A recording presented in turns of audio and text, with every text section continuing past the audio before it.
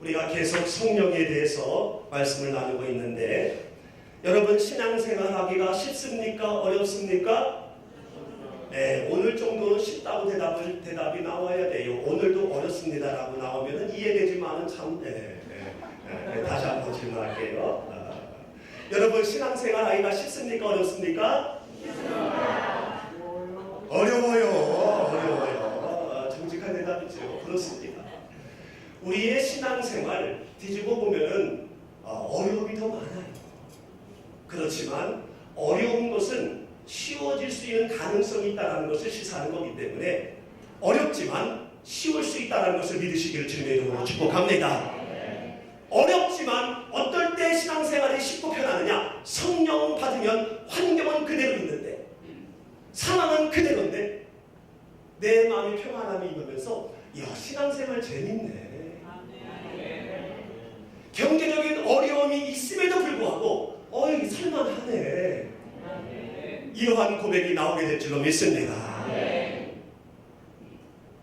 스키를 타고 쫙 내려왔는데 내려와서 다시 올라가야 되잖아요. 올라갈 때 뭐 타고 올라갑니까? 스롭을 타고 올라가죠. 스롭은 재밌게 내려왔으면 그 스롭에다가 내 몸을 맡기면 돼요. 그러면은 정상까지 알아서 데려다 줍니다. 그러면 스키 타는 게 너무 재밌어요. 그런데 그 스키를 신고 그 높은 산을 올라가려고 한번 해보세요.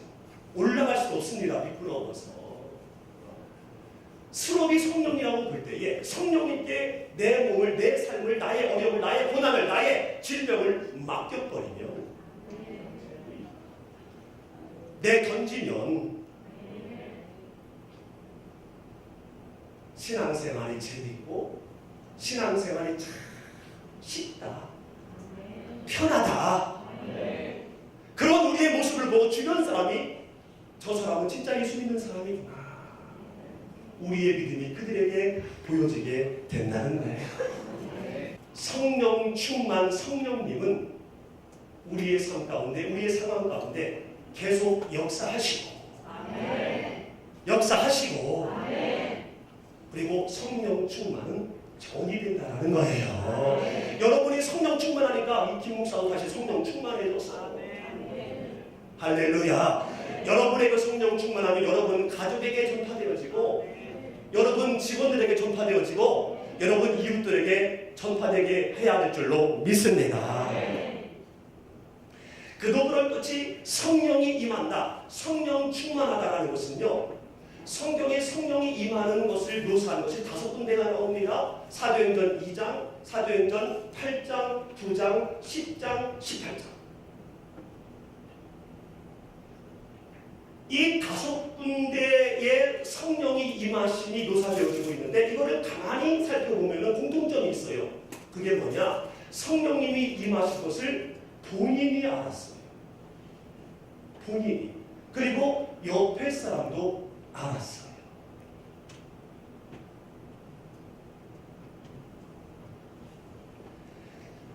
이 말씀은 성령 충만함이나 성령이 임한다라는 것은 추상적인 얘기가 아니라 구체적이고 개인적인 경험이라는 거예요. 이날 저녁에 성령 충만함을 경험하게 될 줄로 믿습니다. 그런데 나는 언제 성령이 임했는지 모르겠어요. 그런 분이 간혹 있을 수 있습니다. 그러나 걱정하지 마십시오. 마태복음 13장 31절에서 천국을 겨자씨로 비유했습니다. 겨자씨는 굉장히 작아요. 그렇지만 나중에 자라나서 나물이 되면, 나물이라는 것은 4.5m나 되는 큰 나물을 말하는 거예요. 고사리 같은 그런 나물을 말하는 게 아니라 4.5m나 되는 큰 나무가 돼서 공중의 새들이 와서 깃드느니라. 공중의 새들이 와서 깃든다는 것은 좋은 영향력을 미친다는 거지요. 이처럼 내가 언제 성령이 임했는지 긴가민가 해도 성령은 겨자씨처럼 생명력이 있기 때문에 여러분이 사모하고 성전신앙을 갖게 되면은 여러분 심령 가운데 이 성령이 자랑으로 말미암아 어느 순간부터 불평이 사라지고 불만이 사라지고 내 마음에 늘 평안이 생기면서 다른 사람이 볼 때 당신 정말 성령 충만하시군요 라고 나에 대하여 성령 충만함을 증거해 주게 된다는 거예요.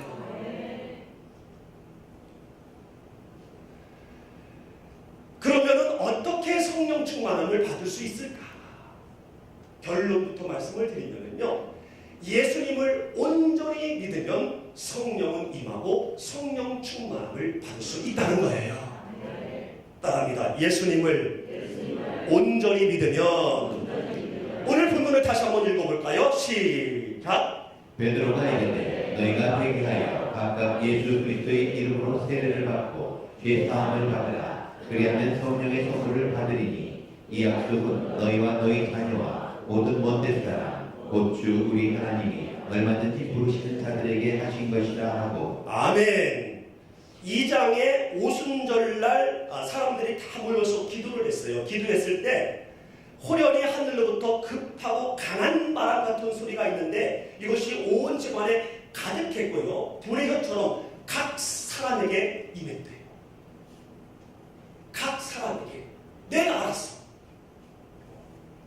그리고 그 다음에 어떤 현상이 일어났느냐면요, 4절에 보니까 그들이 다 성령의 충만함을 받고 성령이 말하게 하심을 따라 다른 언어들로 말하기 시작했어요. 방언이지요, 방언. 그래서 이거를 가만히 들어보니까 저 사람들은 갈릴리 사람인데 어떻게 다른 말을 하지? 이걸 보고 두 패를 갈라졌어요. 야, 신기하다, 놀랍다. 그리고 한쪽은 뭐야, 이상하다, 저들. 이상하다고 꼭 이런 경우 있지요. 똑같은 일인데도, 칭찬받을 일인데도 환호성을 부르야 되는 일임에도 불구하고 어떤 사람은 함께 환호를 부르는가 하면은 뭐야 저거, 꼭 있어 그런 사람. 그치요? 네. 한배에서 나오는 형제들 간에서도 그런 사람이 있어요. 그런 사람들에게 베드로가 설교를 한 거예요. 그랬을 때에 여기는 안 나오지만 37절에 어떻게 됐느냐, 그들이 이 말을 듣고 마음에 찔려 베드로와 다른 사도들에게 물어 이르되 형제들아 우리가 어찌할꼬. 저는 이 어찌할꼬라는 이 질문을 현장에서 들은 적이 있어요. 이따 말씀드릴게요, 시간이 되면. 그랬을 때 이 말씀을 하신 겁니다. 베드로가 대답을 하되 회개하여 각각 예수 그리스도의 이름으로 세례를 받고 죄사함을 받으라. 예수 그리스도의 이름으로 세례를 받으라는 것은 바로 뭐냐? 예수님을 믿으라는 얘기죠. 세례는 신앙 고백의 한 형태이기 때문에 예수님을 믿으면, 예수님을 똑바로 믿으면 죄사함을 받을 뿐만이 아니라 성령을 뭐로 받는다고요? 뭐로 받는다고요? 선물로 받으리라. 선물은 거저주는 거죠. 그러므로 그 선물 속에는 뭐가 있습니까? 사랑이 포함되어져 있지요. 물건 속에 보이지 않는 물건이 또 있는 거죠. 큰 물건. 성령이 바로 그거라는 거예요. 거저주. 그리고 거저준다는 것은요, 누구나 받을 수 있다는 거예요. 선한 사람도 받을 수 있고 악한 사람도 받을 수 있고 부자도 받을 수 있고 가난한 사람도 받을 수 있고 뚱뚱한 사람도 받을 수 있고 낯설은 사람도 받을 수 있고 누구나 성령을 받을 수 있다는 거예요. 이것은 누구나 예수님을 믿을 수 있다는 거예요. 그러므로 우리는 누구에게나 예수님을 증거해야 한다는 거예요. 예수님을 믿으면 성령이 선물로 주어지는데, 그렇다면 예수님을 믿는다는 그 믿음의 내용이 뭐냐는 거예요. 우리가 예수님을 믿습니다, 아멘 하는데 그 믿음의 내용, 우리가 알고 있지만 오늘 저녁에 한번 정리를 해보려고 해요. 그래야 우리가 성령 충만한 삶을 이어갈 수 있거든요. 다음에는 이것을 유지하는 방법을 말씀 나눌 건데, 믿음의 내용은 바로 내가 죄인임을 깨닫고, 두 번째로는 예수님이 나를 위해 이 땅에 오셨고 나를 위해 죽으셨고 나를 위해 부활하셨음을 내 마음에 모셔드리는 게 예수님을 믿는 거예요. 쉽지요? 쉬운데 이것이 내 마음에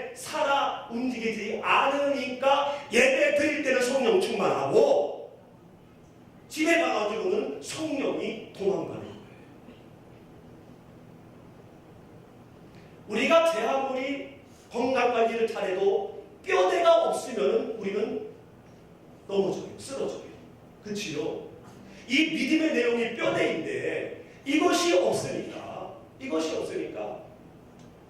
우리가 쓰러진다는 거예요. 내가 예수님을 믿고 있노라 하면서도 불만이 생기고 불평이 생기고 남을 판단하고 이런 사단이 좋아하는 일들을 하게 된다는 거예요. 성령 충만한 삶을 살지 못한다.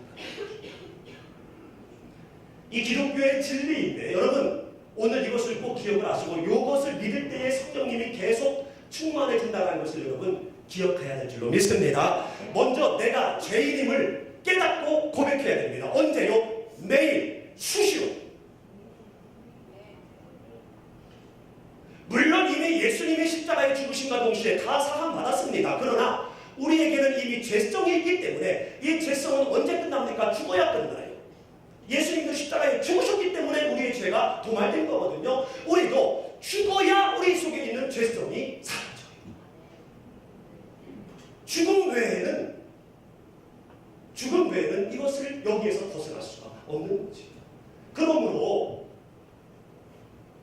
여전히 죄질 가능성이 있는 내 자신을 주님 앞에 내놓아야 된다. 고백해야 된다는 거예요. 그럴 때 우리가 성령 충만해질 수 있다는 거예요. 성령님의 지배를 받고 성령님의 인도함을 따라 삶을 살아갈 수 있다는 거예요. 이 죄에 대한 이론이 하나님과 사람이 다르다라고 얘기를 드렸습니다. 사람은 죄를 지었기 때문에 죄인이라고 말한다고 했잖아요. 이게 사람의 개념이지요, 이론이지요, 죄에 대하여. 근데 하나님의 이론은 뭐라고 그랬지요? 하나님은 죄인 한 15번 얘기한 것 같아요. 여러분 이거를 잘 들어서 전도할 때 써야 돼요. 설교는요 그냥 한번 듣고 지나가면 그건 강의이지. 그래서 반복되는 설교를 왜 하느냐? 기억해서 전도할 때 쓰라. 설교하라. 사람의 죄에 대한 이론은 죄를 지었기 때문에 죄인이라고 말하지만 하나님의 이론은 죄인이기 때문에 죄를 짓는다는 거예요. 그래서 사과나무 비유 들었잖아요. 왜 사과나무입니까? 사과가 열려서 사과나무입니까? 아니지요. 사과나무이기 때문에 사과가 열리는 거예요. 죄인이기 때문에 우리는 죄 지을 가능성이 충분하다는 거예요. 이거를 우리가 인정을 해야 한다는 겁니다. 우리는 어떤 상황에 있든 어떠한 위치이고 지금 여러분이 어떠한 모습이라 할지라도 모두가 다 죄인이라는 거예요. 이거를 여러분이 인정할 때에 성령 충만해지고 이것을 고백할 때에 내 의지대로 가는 것이 아니라 내 의지대로 말하는 것이 아니라 성령님을 의식하고 말하고 성령님을 의식하고 발걸음을 떼게 되는 하나님의 자녀로서의 합당한 삶을 살아갈 수 있다는 겁니다. 예수 그리스도의 십자가로 죄사함을 받았으나 여전히 나는 죄성이 있어서 가까이 있는 사람부터 멀리 있는 사람까지 나는 죄를 지을 수 있다는 것을 여러분 기억하고 고백하십시오. 오늘 저녁에도 고백하십시오. 오늘 낮에 실수하고 있으면 고백하십시오. 남에 대해 선물하게 하고 있으면 고백하십시오. 성령 충만함이 선물로 이날 저녁 주어지게 될 줄로 믿습니다. 두 번째로는 2000년 전에 오신 예수님이 나를 위해 오셨다는 것을 믿으셔야 됩니다. 누구를 위해서요? 누구를 위해서요? 옆에 사람 소용없어요. 나를 위해서. 답니다. 나를 위해서. 나를 위해서. 여러분 내가 가장 중요해요. 이 세상에 제 아무리 중요한 것이 많다 하더라도 나만큼 중요한 거 없어요. 왜? 내가 없으면 나머지는 다 소용이 없기 때문에 내가 가장 중요해요. 여러분 사진 찍었을 때에 그 사진 찍은 사람이 사진을 잘 찍었다 안 찍었다 잘못 찍었다 무엇으로 판단합니까? 네?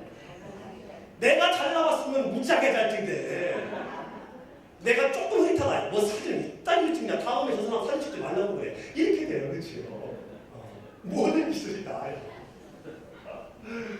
그러면서 예수님이 이 땅에 오신 것을 우리 엄마를 위해서 우리 뭐 다른 사람을 위해서 나를 위해서 오셨다는 이 감격이 없기 때문에 없다기보다도 덜하기 때문에 성령 충만한 삶을 살지 못하는 거야. 내가 누구이길래 그 하나님이 하늘보자 버리시고 나를 위해 이 땅에 오셨을까? 여러분 이날 저녁에 가만히 돌아보십시오. 여러분을 위해서 내일 박근혜 대통령께서 여러분 집안에 온다면 얼마나 감격이겠습니까? 하물며 우주 만물의 주인이 되시는 하나님이 죽으시러 나를 위해 이 땅에 오셨습니다. 이 감격이 우리의 심령 가운데 살아있을 때에 우리는 내 마음대로 말 못하고 내 마음대로 행동합니다. 성령 충만한 삶을 살아갈 수 있다는 거예요. 세 번째로는요, 제가 끝나고 또 대전에 장례식장을 가야 돼가지고 2000년 전에 오셔서 죽으신 예수님은 나의 죄를 위해 대신 죽으셨다는 것을 여러분 꼭 믿으셔야 됩니다. 여기서 제가 믿으시라는 것은요, 잠에서마저도 이것을 늘 기억해야 된다는 거예요. 기억해야 된다는 거예요. 기억해야 성령 충만해져서 성령이 지배하는 삶을 살아갈 수 있다는 거죠. 주님이 오시면 내가 이 땅을 떠나도 구원을 얻을 만한 믿음을 소유하게 된다는 거예요. 예수님이 나를 위해서 죽으셨다는 것을 꼭 믿어야 돼요. 오늘 우리 장렬자는 아니죠. 우리 목자님하고 그 아버님이 병원에 계시다고 해서 신방을 갔습니다. 제가 한 얼마나 대화했나요? 한 1시간 했나요? 1시간은 안 됐죠. 하여튼 뭐 한 30분 이상 대화를 한 것 같은데 놀라운 역사가 일어나셨더라고요. 이 폐의 수치가 정상이 5예요. 5인데 그분이 400이 넘었대요. 그래서 의사들이 모두 사망입니다. 98% 사망입니다라고 했는데 이분이 산 거야. 그래서 오늘 저하고 대화를 했는데요. 예수님이 나를 위해 십자가에 죽으셨다. 이거를 믿으면 천국 백성 됩니다. 그리고 성령을 받습니다. 그리고 성령 받은 증거로 마음이 평안해집니다. 숨 쉬는 것만으로도 감사하게 됩니다. 그랬더니 아멘 아멘 하는데 나를 위해 왜 죽었다는 거예요? 어떻게 죽었? 이게 이해가 안 되는 거예요.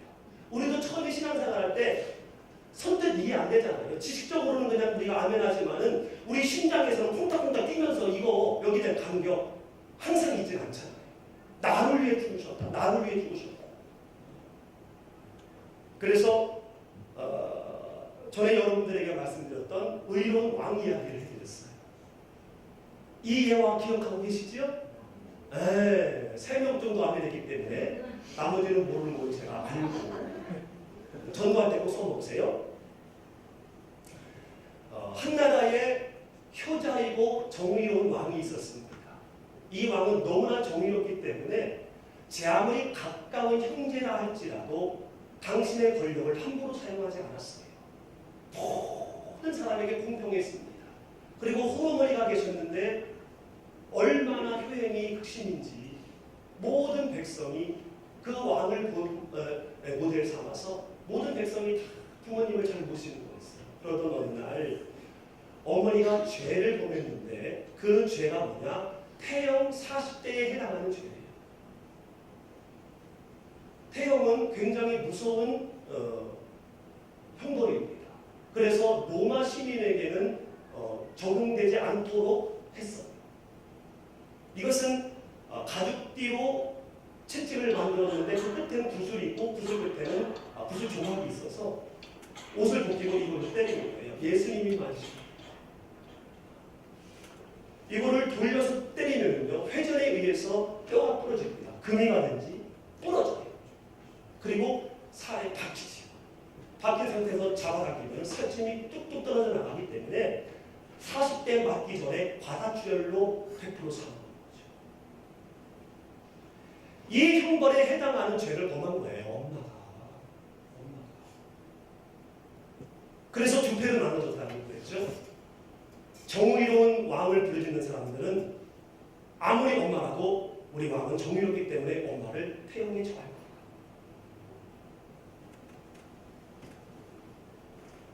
효도, 우리 왕은 효심이 지극한 분이야. 그쪽에 있는 사람들은 아무리 그래도 효심이 극하시기 때문에 엄마는 용서하실 거야. 두 편은 나눠졌는데 왕이 명령했다고 했잖아요. 죄인을 끌고 와라. 그리고 묶어라. 옷을 벗겨라.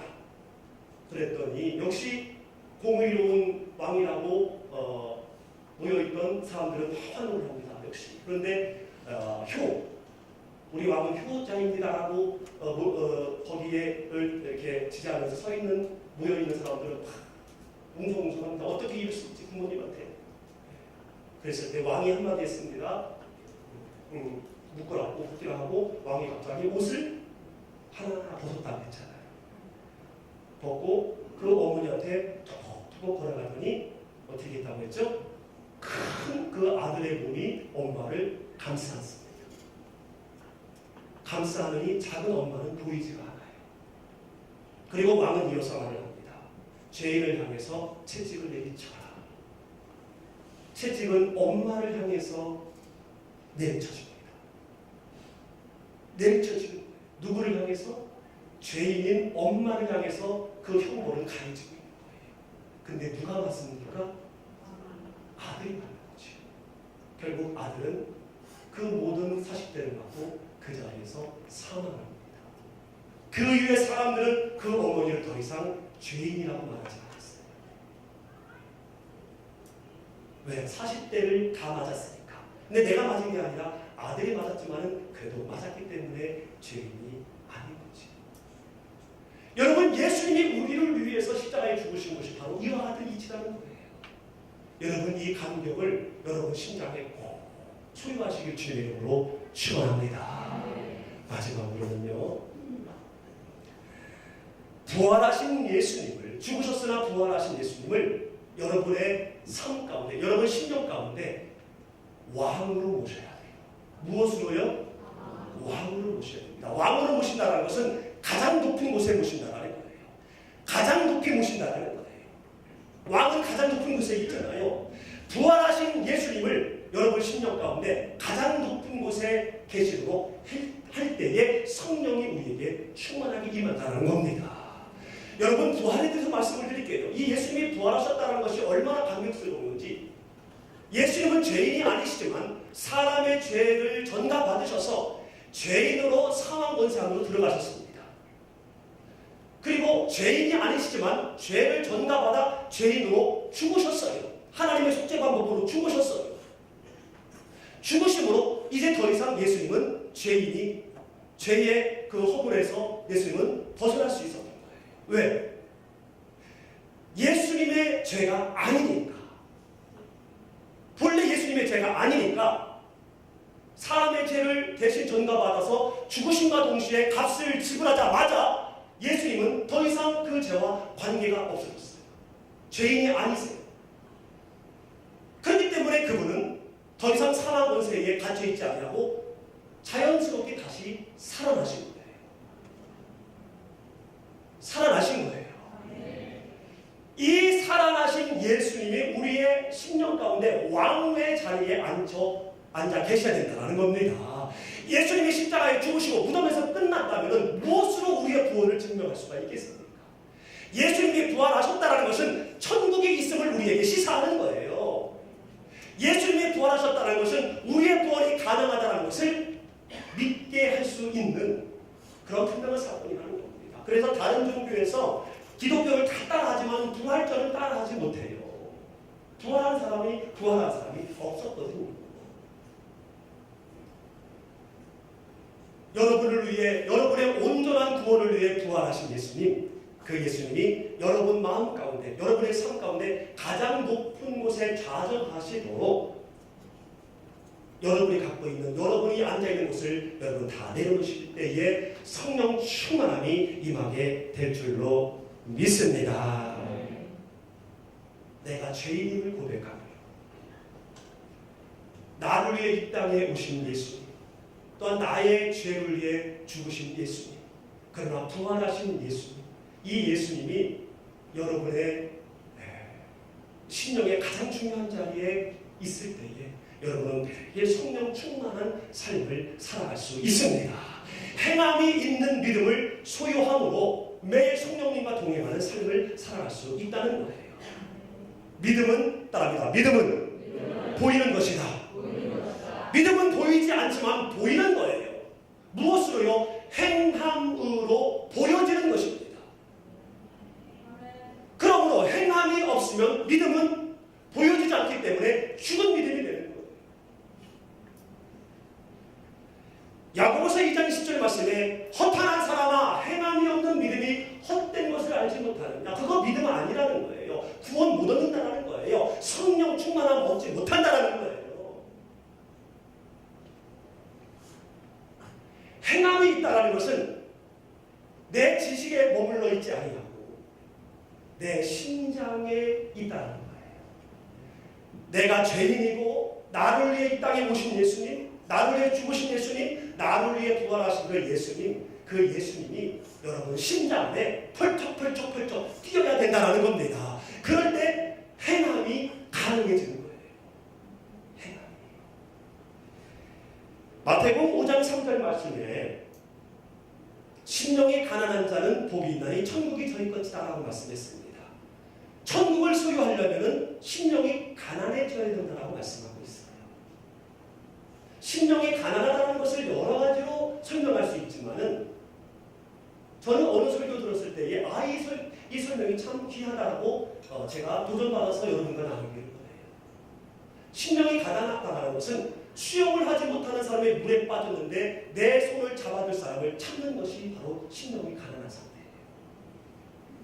내 손을 잡아줄 사람, 로프를 던져줄 사람을 찾는데 무슨 자존심이 필요하겠습니까? 거기에 무슨 흥정이 있겠어요? 거기에 무슨 체면이 있고 거기에 무슨 이론이 있겠습니까? 그냥 부르짖는 거지요. 살려달라고. 이게 바로 심령이 가난한 거지. 이것저것 되는 것이 아니지. 이 네 가지, 내가 죄인이고 나를 위해 오셨고 죽으셨으며 부활하신 그 예수님이 내 심장에 펄떡 뛰고 있으면 심령이 가난해진다는 거예요. 내 체면 필요 없고요. 내 이론 필요 없고요.